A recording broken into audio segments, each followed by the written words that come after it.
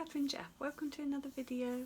Today I'm going to show you how to do a robin in watercolour, just using a real sort of loose splashy style.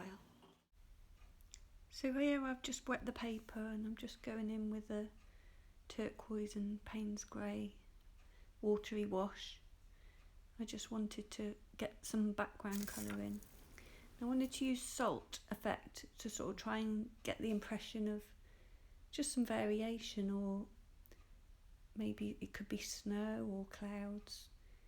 Thing is, with salt you don't really know how it's going to react, so less is more as well. Each grain is going to pull in a bit of paint, so don't do loads. Be quite sparing with it. So still with the paper wet, I've gone in with a sort of brown, I think it's raw umber.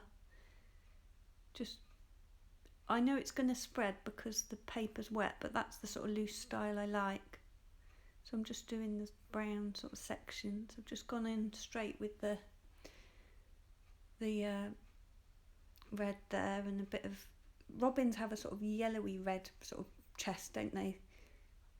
So I've put pure yellow on some of that.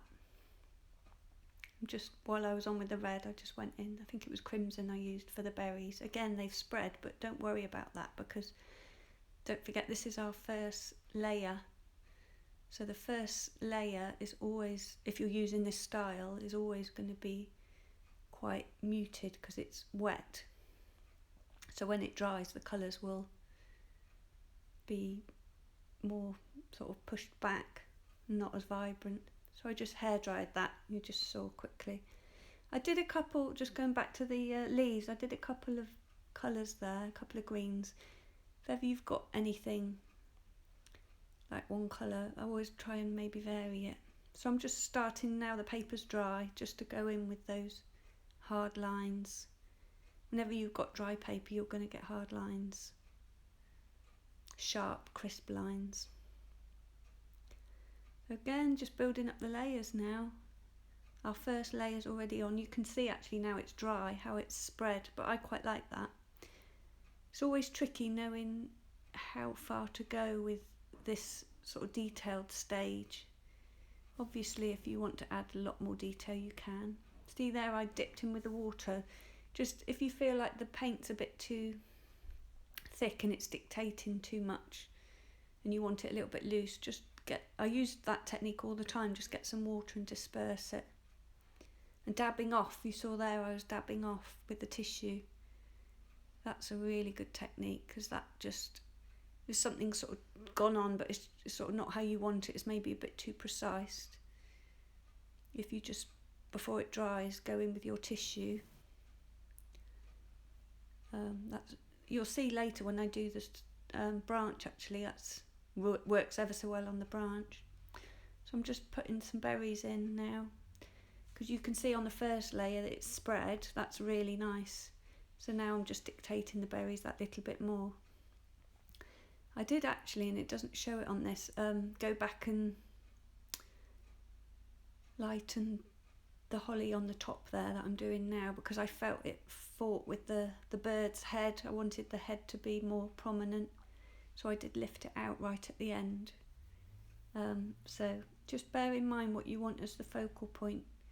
What might you push back and make lighter, just to not detract from the focal point.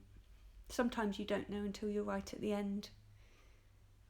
So just going in more detail. That was dabbing it off there. That lightens it actually, just lifting it out.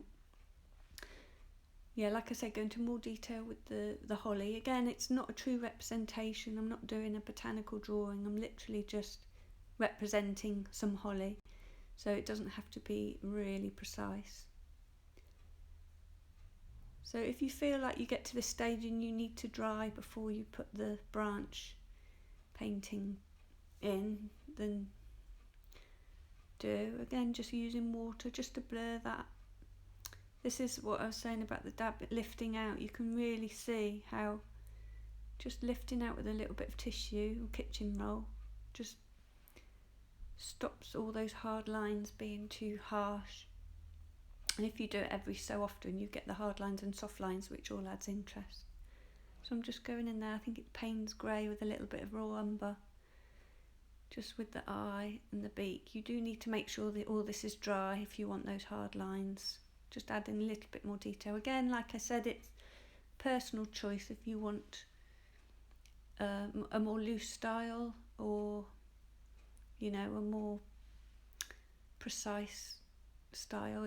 This is the stage where you work into it as much as you want, depending on what you like.